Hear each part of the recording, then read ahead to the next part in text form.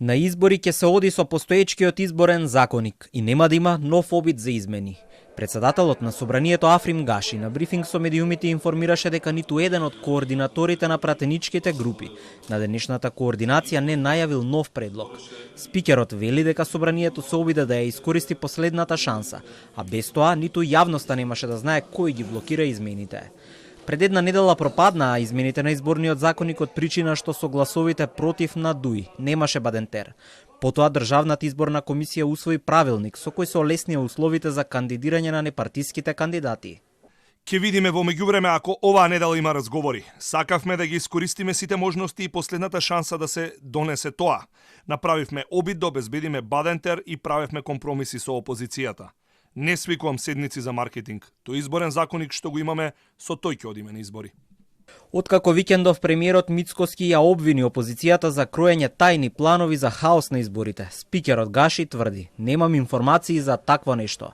Вели дека има служби во државата кои се грижат за тоа, а до него не допреле ниту неофицијални информации.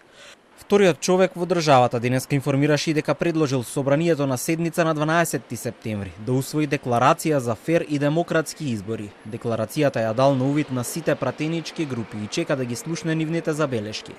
Вели дека истата содржи општи термини, а со неа се повикуваат сите политички чинители да се обврзат дека ќе се придржуваат до законите и ќе придонесат за фер и демократски избори. Според првиот човек на законодавниот дом, важно е Собранието да испрати позитивна порака до јавноста. Коментирајќи ги најавите на премиерот за реконструкција на владата по изборите, спикерот вели дека не разговарал со него и тоа прашање се води на ниво на лидери и коалициски партнери. Штом премиерот поднесе предлог до Собранието за нови министри, согласно роковите предвидени со деловникот, веднаш ќе ја свикам седницата, вели Гаши.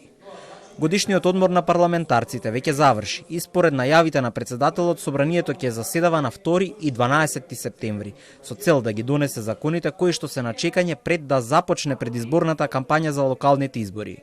Околу новиот закон за локална самоуправа, Гаши вели дека ако се постигне консензус, ќе го стави на седница. Ако не, истиот ќе се носи по изборите, со што би пропаднала можноста за отповикување на градоначалниците кои ќе бидат избрани на предстојните локални избори на есен.